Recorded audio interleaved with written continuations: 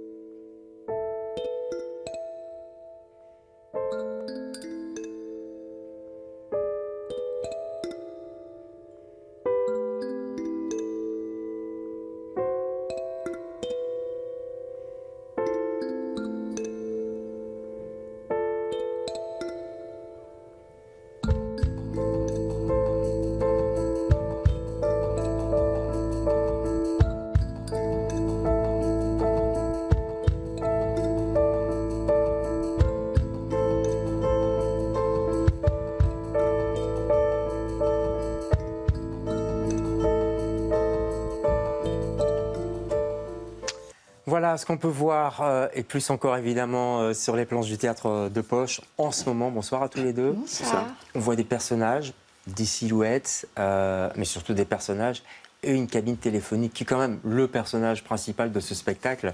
Ça s'appelle Allosaurus. Alors Allosaurus, c'est un dinosaure. C'est ça. C'est quoi? C'est parce que les cabines téléphoniques aujourd'hui, ce sont des dinosaures, Clotilde? Oui, c'est très très gros. Ça a disparu. C'est gros, une cabine téléphonique? Ah bah c'est plus gros qu'un téléphone portable. Ah oui, ça c'est sûr, on a du mal à le soulever. Ouais, ouais. c'est ça. C'est Ouais. filaire, on est accroché et puis ça a disparu. Ouais. Voilà. Et puis c'est beau, en fait. C'est On l'avait vrai. oublié. Ça a disparu de nos villes sans qu'on s'en rende vraiment compte. En fait, il y en a eu moins, et puis encore moins, et puis un jour, il n'y en avait plus du tout. Ouais, elles ont disparu en 2017 officiellement, en tout cas en France. Ouais, c'est pareil. Plus ou Mais moins ça chez faisait déjà des années qu'elles ne servaient plus, qu'elles servaient d'abri pour les SDF ou pour déjà de boîte à livres. Ou les gens qui avaient un besoin pressant pendant la nuit. Voilà, c'est ça. Par exemple. C'est vrai qu'on en a C'est très tous des frais ce que je viens de souvenirs. dire. C'est très frais. En tout cas, elles servaient d'asile aussi, Oui, c'est parce vrai. que c'était déjà à la base un endroit où on pouvait être protégé de la société, de la ville, du bruit, Ouais. et avoir une sorte de petite intimité. Ouais, et ça a titillé les gens de théâtre que vous êtes, parce que vous faites aussi un autre spectacle avec des cabines, on va en parler, parce que ouais, c'est un lieu théâtral, en fait. C'est un lieu où on raconte des histoires, où il se passe des histoires. C'est un refuge aussi. Il y C'est a vrai tout ça. qu'on est devenu un petit peu obsessionnel des cabines téléphoniques. Ouais. Parce que c'est un lieu partagé et en même temps un lieu très intime. Donc Ouais, du c'est coup, vrai. c'est la petite histoire dans la grande, Ouais. toujours.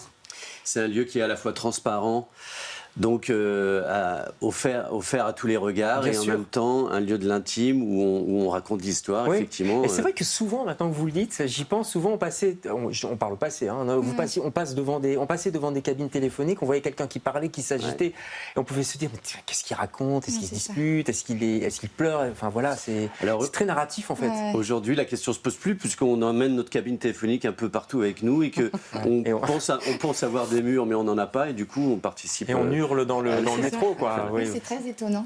Ouais. Mais l'objet est très poétique, il est beau esthétiquement, on l'a beaucoup aimé, nous, sur scène, et on est tombé amoureux de cet Et les objet. lumières qui dégagent aussi, Ouais. il y a quelque chose d'assez nostalgique. Et puisque vous le dites, je le dis maintenant, il y a même une expo au Centre culturel Ducle qui se tient en ce moment de photos de votre cabine C'est téléphonique, ça. si je puis dire, c'est ça? Qu'on a créé avec une photographe qui s'appelle Stéphanie Lacombe. Ouais.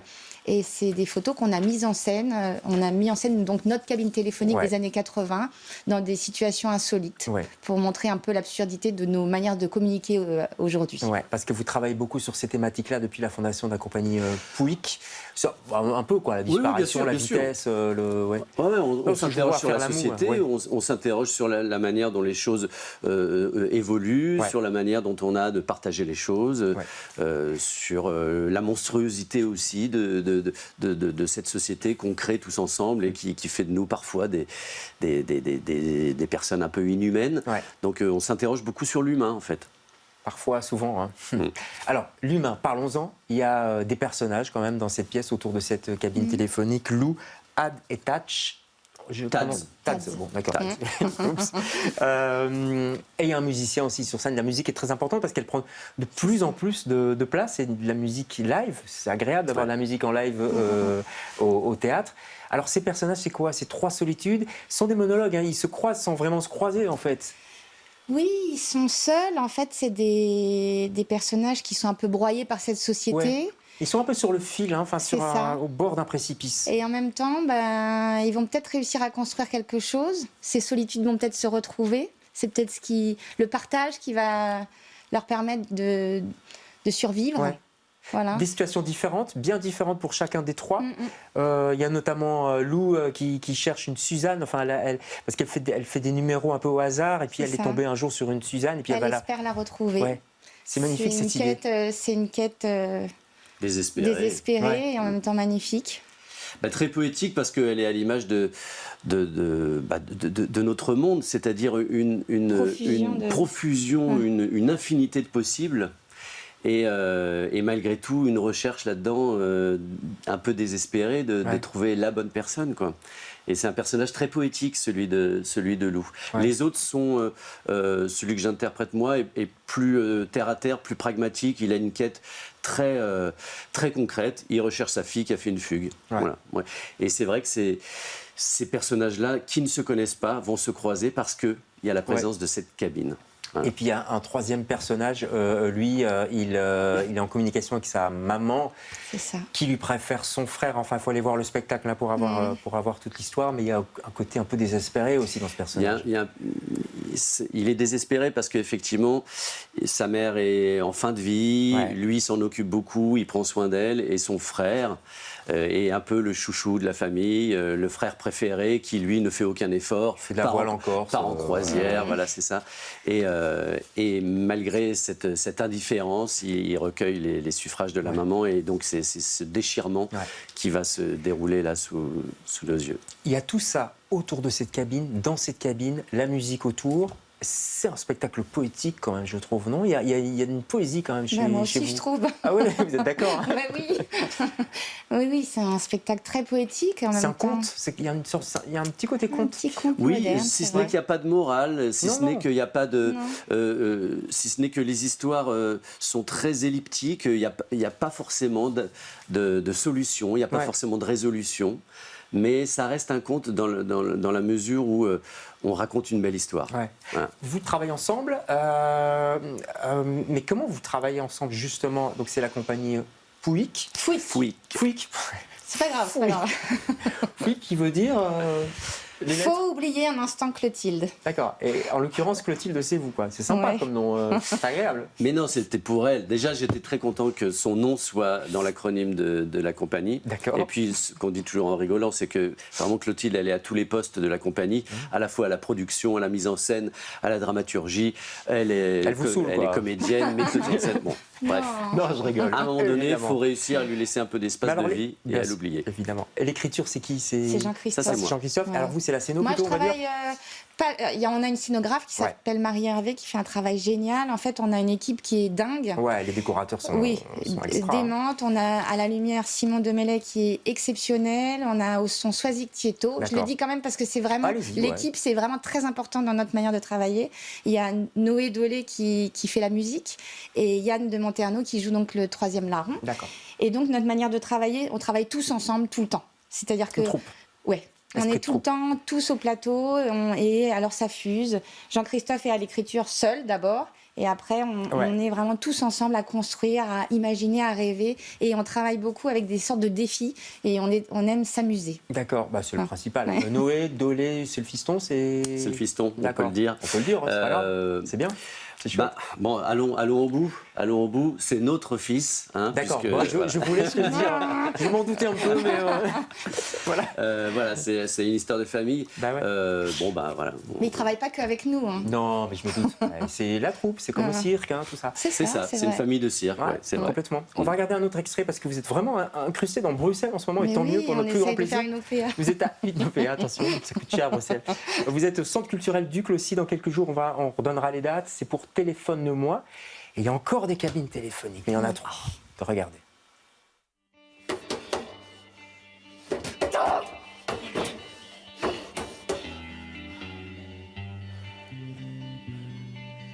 Salut maman.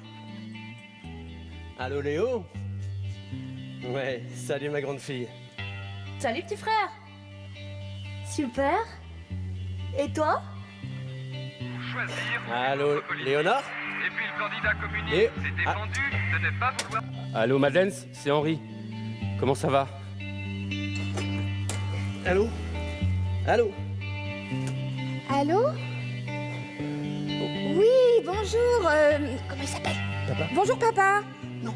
Mais et admettons... Voilà, ça c'est un autre dispositif. Ce sera le 16 octobre au Centre culturel Duc, parce qu'il faut dire qu'aux Poches, c'est ça qui est très bien aussi. On est vraiment le public est assis autour en fait de la cabine. Donc ça, on est plongé dans un cette lieu ambiance. génial. Ah oui, Ils ont réaménagé l'espace du théâtre de Poche pour pouvoir accueillir ce spectacle dans la configuration dont on rêvait nous. C'est-à-dire vraiment un tri frontal. C'est une arène. On a réussi à créer une vraie arène. Et donc nous, on est complètement avec vous, ce qui est génial. Très rapidement, il ne reste plus beaucoup de temps pour le mot, le fameux mot. Alors Clotilde, vous m'avez dit, moi, mon mot, c'est partage. Oui. Pourquoi? Peut-être parce que c'est ce qui nous sauve de la solitude et que c'est ce qui me tient debout. Ouais. Voilà. C'est pas mal, c'est énorme même. Ouais. Et alors vous, on n'est pas très loin de partage On quand n'est pas même. très loin. Moi, c'était ensemble. C'était ensemble parce que j'ai vu cette photo tout à l'heure du théâtre de Poche d'hier, de la représentation où on est tous sur scène et on voit cette arène justement. Et j'avais un tel sentiment qu'on était tous ensemble, à la fois les comédiens sur scène et à la fois le public, que je me suis dit, mais en fait, c'est à ça qu'on ressemble. Notre compagnie, elle ressemble à ça. On travaille vraiment pour être ensemble, quoi. C'est ça le théâtre, hein. Ensemble, c'est partage. Ouais. C'est vrai qu'on ne s'est pas concerté, mais on a choisi presque le même mot. Et puis des histoires à raconter comme Allosaurus. Allez voir ce spectacle, c'est en ce moment au théâtre de Poche jusqu'au 20, je crois, 21 octobre. Et puis il y a aussi au Centre culturel Duc le Téléphone-moi. On peut aller voir les deux, hein. Oui. C'est pas interdit. Puisque c'est sur notre jour de relâche qu'on jouera. Bah oui. Quand jouera le téléphone. Vous prenez le métro et puis je crois qu'il n'y a pas de métro. Enfin bref, on s'en fout. Merci à tous les deux d'avoir participé à cette émission. Nous on se retrouve demain avec d'autres invités. Bonsoir.